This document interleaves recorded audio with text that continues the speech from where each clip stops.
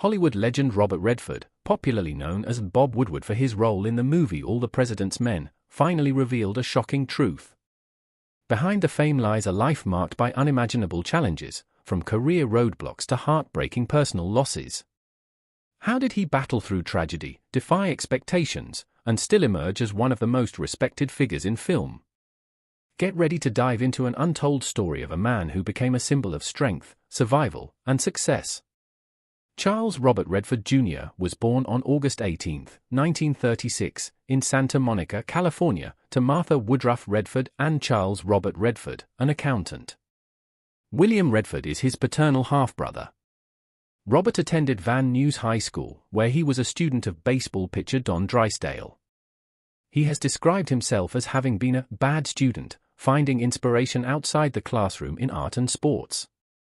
He hit tennis balls with Pancho Gonzalez at the Los Angeles Tennis Club. Raised in a middle-class family, Redford's childhood was colored by the challenges and optimism of post-war America. His father, initially a milkman, transitioned to an accountant, while his mother, Martha Hart, was a dedicated homemaker.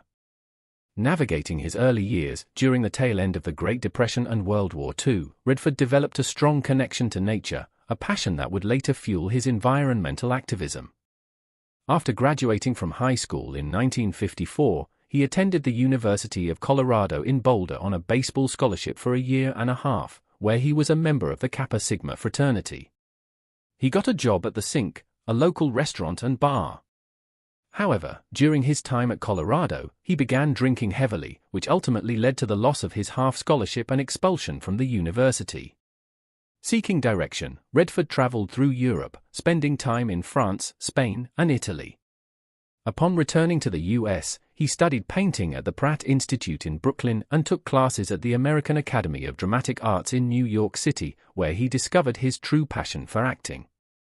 Redford's career was anything but smooth. His career began in the 50s in New York City, where the actor found work both on stage and on television.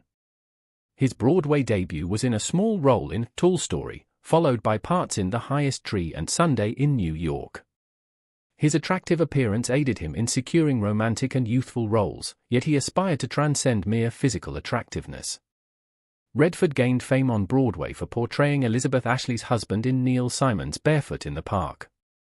He also appeared as a guest star on numerous television drama programs, including A Naked City, Maverick, The Untouchables, The Americans, Whispering Smith, Perry Mason, Alfred Hitchcock Presents, Route 66, Dr. Kildare, and Playhouse 90, Tate, The Twilight Zone, The Virginian, and Captain Brassbound's Conversion.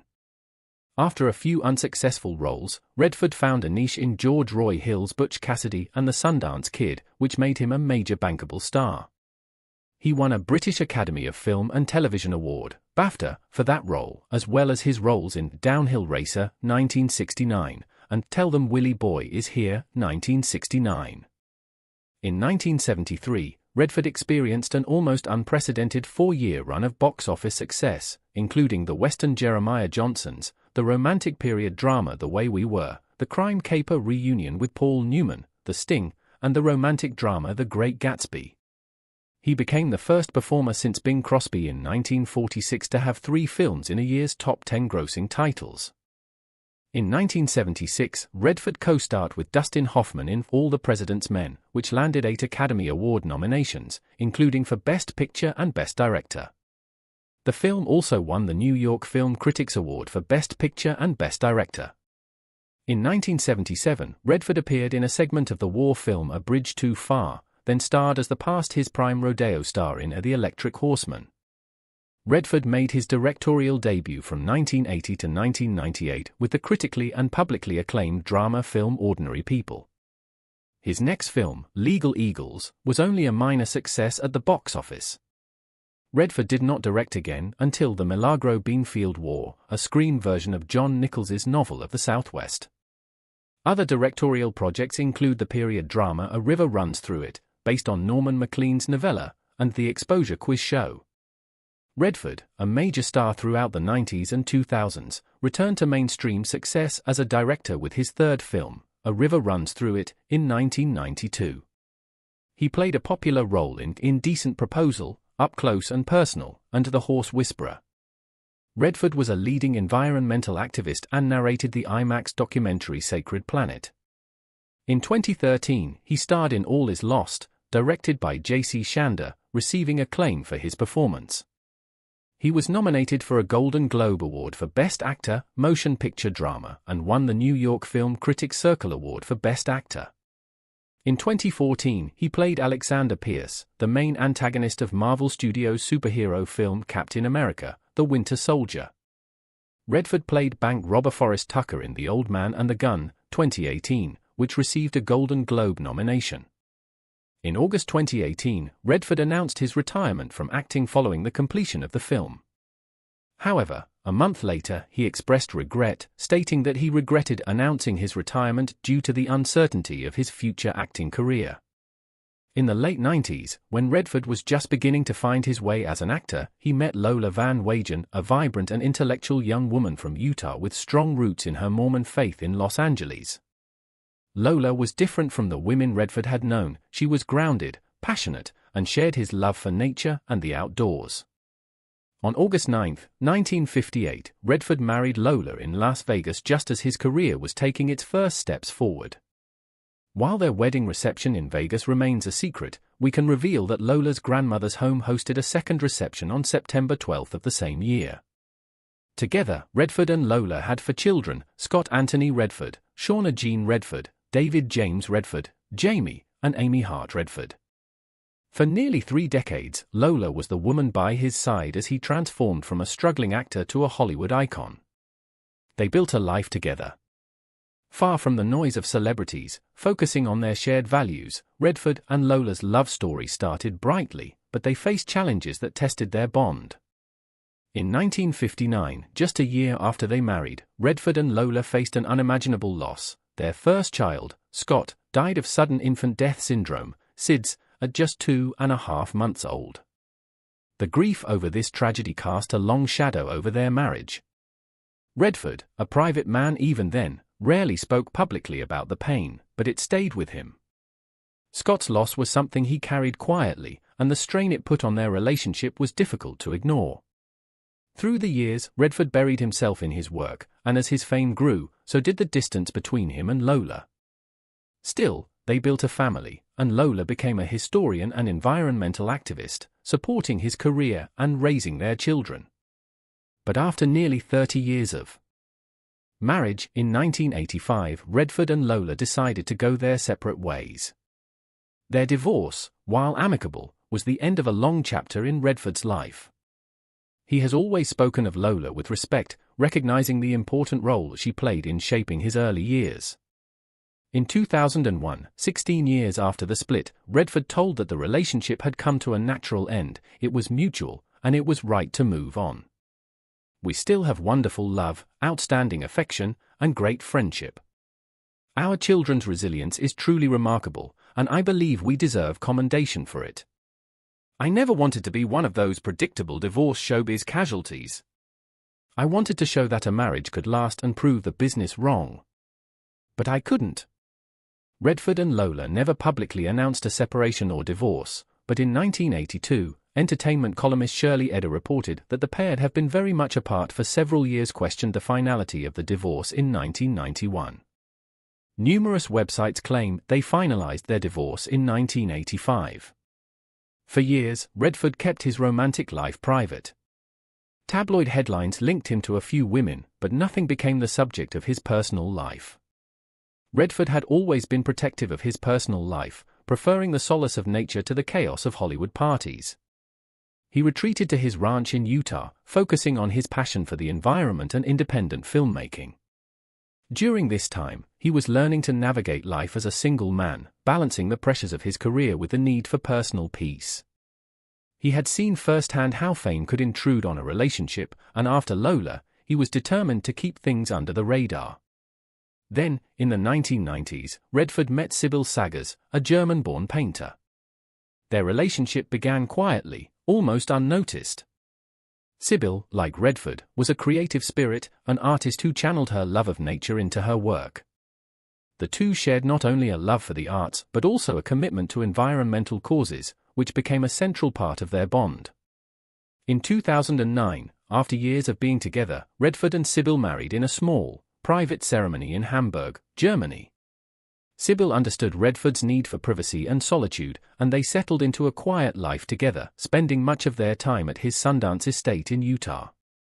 They lived a life far removed from the Hollywood spotlight, surrounded by mountains and nature's tranquility. Redford's relationship with Sybil was characterized by a sense of peace, unlike his first marriage. Their union was based on deep, quiet love, as both had lived full lives before finding each other. Together, they collaborated on environmental projects and artistic endeavors, with Sybil's art exhibitions often reflecting the natural beauty they both cherished. Now that we have understood Robert Redford's remarkable rise to fame and his numerous achievements, it's time to talk about the heartbreaking realities he endured throughout his life. Do you also know that behind Hollywood's success and legendary status lies a life touched by deep personal tragedy? Showing that even the brightest stars have their own most challenging moments. As a child, Robert had polio. In 2011, the famously private Robert Redford surprised everyone when he agreed to cooperate with author Michael Feeney Callan on a book about his eventful life. And one of the many intriguing revelations that emerged was the actor's bout with polio as a child. It began when he was just 10 years old, returning home exhausted after a day out on a paddleboat in Los Angeles. He said, "I barely made it back to shore." Robert Redford faced a health scare that terrified his family. He was diagnosed with polio. He said he was experiencing severe physical and mental discomfort. "Every day, Mom sat by my bed with wet clothes and swabbed my eyes to open them. She kept me going." During Redford's childhood, the disease, which had the United States in its grip before the Salk vaccine, was a pervasive threat.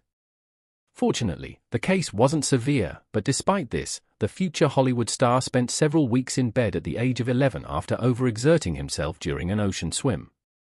He told NPR in 2018 that the mid-1940s were a frightening time to contract the condition. Before the discovery of the Salk vaccine, the fear of polio always hung over your childhood because all you saw were people in iron lungs. This experience occurred in an era when polio victims were confined to a machine called an iron lung during the polio epidemic. Seeing many individuals dependent on these machines during the outbreak was a stark reminder of the devastating effects of the disease. Redford's statement highlights how common and haunting this image was, leaving a lasting psychological impact on those who witnessed it. While his encounter with the disease was less severe compared to many others, the psychological shadow of polio loomed large, sparking a lifelong appreciation for health and resilience. One of the most touching elements of Robert Redford's legacy is his tribute to Jonas Salk, the creator of the polio vaccine. Having lived through the fear of the polio epidemic, Redford directed a segment of the documentary series Cathedrals of Culture that focused on the Salk Institute for Biological Studies. In a 2014 interview with he reflected, "I was around when the polio epidemic was still a threat, so when Jonas Salk invented the vaccine, it was just earth-shattering news." This tribute was more than an appreciation for the Institute's dedication to saving lives. It was a deeply personal thank you to the man who may have helped save his life, along with countless others. Unknown to many, Robert Redford had a reputation for being a troublesome teenager. That's right. The now hugely respectable Hollywood star spent much of his high school years causing trouble. Robert Redford was once part of a street gang in his hometown of Van Nuys, and like many boys, dangerous dares were part of their daily routine. Regrettably, Redford almost lost his life due to one such dare. He might have been the golden boy of cinema, with roles in films such as Butch Cassidy and The Sundance Kid, but Robert Redford has now revealed that before he made it as an actor, his childhood was filled with crime and violence. In his new autobiography, Redford discloses his involvement in a street gang and the frequent beatings he endured from his fellow gang members. In one incident, Redford recalls that the gang challenged him to leap off a relatively high building as a way to demonstrate his resilience. In his 2011 book, Redford revealed that he faced his fears early on. "You have two choices, it seems to me. Your fears can guide you, or you can conquer them." After proving his manliness once and for all and narrowly avoiding breaking every bone in his body, the rest of the gang allowed a young Redford to continue wreaking havoc. Their primary source of entertainment was petty theft, with alcohol from nearby stores being a particular favorite commodity. When Redford was just 16 years old, the worst incident occurred when police pulled him over and discovered stolen jewelry in the car's boot. However, his father Charlie convinced officers that Redford was unaware of what was in the car boot, leading to the dropping of charges against the actor. Robert Redford, now in his 80s and still active, remains one of the last surviving stars from Hollywood's golden age. Over his 6-decade career, he has achieved recognition at the Academy Awards as both a filmmaker and actor, founded the Sundance Film Festival, and received the Presidential Medal of Freedom. Yet, despite these accomplishments, little is known about Redford's personal life. Redford had suffered more hardships by the time he first appeared on screen in the 1960s than most do in a lifetime. And sadly, his later years haven't been much kinder, either. From childhood illnesses and near-death experiences to marriage breakups and several devastating losses, a look at his life reveals that being an award-winning movie icon doesn't make you immune from problems. Robert Redford moved the audience at the Utah Women's Leadership Celebration at the 2018 Sundance Film Festival to tears with his emotional tribute to his mother. Martha Redford sadly passed away in 1955 from a hemorrhage at the age of just 40. A blood disorder she had contracted during the stillbirth of her twin daughters 8 years prior was the cause of her death. According to the Hollywood star, admitted that he hadn't made things easy for his mother as a teenager, but that she always stood by him. She believed that despite everything, she just had faith that I had something in me that was going to turn out okay. Sadly, Martha didn't get to see her faith repaid. Her son made his screen debut 5 years after her passing. Robert went on to sing his mom's praises further, complimenting her smile, adventurous spirit, and positive attitude. He also told a star-studded audience, which included his longtime friend, actress Jane Fonda, that he wishes he'd appreciated her more when she was around. I took her for granted because that's the way kids were at that age. I regret that she passed away before I could thank her. Robert Redford first experienced grief when he lost his uncle, who'd served as a second father figure to him during his early years. The actor regularly missed out on spending time with his actual dad, Charles, due to the long and unsociable hours he kept as a milkman. As a result, a young Robert developed a close bond with his uncle David, an All-American all-rounder who was not only quite the football player but could also speak no fewer than 4 different languages. The pair would reportedly often spend time on the football field practicing their throwing techniques. General Patton's Third Army drafted his uncle into the Second World War, once again leaving Robert without a strong paternal presence. Sadly, he never returned home. David lost his life in 1945 when a crossfire caught the jeep he was traveling across a Luxembourg bridge in. In 2013, Redford told NPR, "The family dealt with it, it just wasn't talked about. It happened without much discussion. It was what it was. I believe the family structure inherently incorporated that. There was no discussion about it, and everyone moved on." Robert Redford may have waved goodbye to the criminal life as he entered his late teens following a run-in with the police.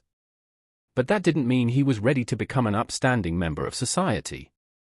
Indeed, while attending the University of Colorado, the future star built quite the party boy reputation. In his 2011 book, Michael Feeney Callan noted that despite Redford's rise in popularity in the drinking circles, he remained a controversial figure. The author doesn't mention exactly what went down in the Kappa Sigma fraternity that a young Redford belonged to. However, given his expulsion from the college after only 18 months, we can't imagine it was a pleasant experience. But that wasn't the end of Redford's education. After losing his scholarship, he spent time learning how to paint in both Florence and Paris and later studied at New York's American Academy of Dramatic Arts. Thankfully, the University of Colorado did not impose a blanket ban on any other Redfords, as 2 of the star's children, Shauna and Jamie, later gained acceptance into the institution. Robert Redford's life seemed to be going smoothly towards the end of the 1950s. He'd just become a married man after walking down the aisle with Lola Van Wagen, made his Broadway debut in, and became a parent for the first time with the birth of his son Scott. Tragically, his world came crashing down one day in November 1959 when the 10-week-old Scott passed away from a condition that would later be termed sudden infant death syndrome. Understandably, the incident devastated Redford, who believed he was responsible for not checking in on the baby earlier. and it took him more than half a century to open up to the public about the grief he experienced. Quoted the Out of Africa star in an unusually candid 2011 interview, saying, "It was really hard. We were very young. I had my first theatre job, which didn't pay much. We were unaware of sudden infant death syndrome, leading us, as parents, to place the blame on ourselves. It leaves a scar that never fully heals." Robert Redford faced the very real prospect of losing his second son, Scott, just 3 years after the tragic death of his first. Not only that, but his wife Lola's life was also in the balance. In 1962, David James Redford was prematurely born. His diagnosis of hyaline membrane disease gave the baby only a 40% chance of survival, according to biographer Michael Feeney Callan's book. But luckily, both the baby and his mother pulled through. "It was a colossal relief for us," Robert explained. The Oscar winner had previously hinted at the hardships that his children faced over the years in a 1998 chat with People Think It's Been Straightforward for Me. That's challenging to live with. It's so untrue. When your children have problems, it's the hardest thing in the world. For the sake of my family, I don't want anyone to know about the numerous hits our family has endured. In 1983, tragedy struck Robert Redford's family once again, particularly his daughter. In a mysterious event, Shauna Redford's journalism student boyfriend, Sid Wells, was fatally shot in the back of his head at his University of Colorado apartment. Thane Smyker, his roommate due to pay rent that day, quickly emerged as the primary suspect in the shocking slaying. Despite his arrest, a grand jury failed to charge or indict Smyker due to a lack of evidence. Remarkably, no one has seen him since 1986, and reports suggest that Smyker may have fled America altogether, as evidenced by the discovery of his abandoned car in Beverly Hills that year. In 2010, the plot grew more intricate as new evidence surfaced, leading the district attorney's office in Boulder County to approve an arrest affidavit. However, despite issuing age-progressed mugshots to the public and intensifying the search, Smyker remains at large.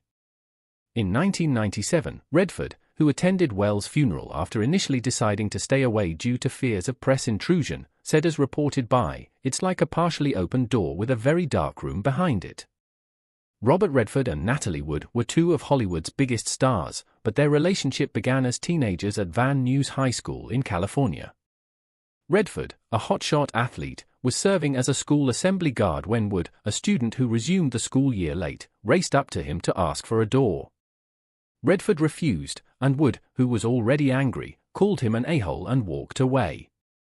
The two did not cross paths again for 10 years until Wood and Warren Beatty met Redford after seeing his performance in the Broadway play Sunday. Redford was on Wood's radar, and she convinced him to cast him in the role that launched his movie career. They reunited in the 1966 movie and appeared in 1972's political drama. Their last encounter was in the 1980s when Redford was trying to cast his directorial debut. Wood, whose career had cooled, coveted the role of the cold, distant mother, but Redford didn't think she was right for it. Robert Redford may well have had Natalie Wood to thank for his breakthrough Golden Globe-winning role as closeted film star Wade Lewis in * Inside Daisy Clover Star. Tragically, in 1981, Wood lost her life in circumstances that remain mysterious to this day.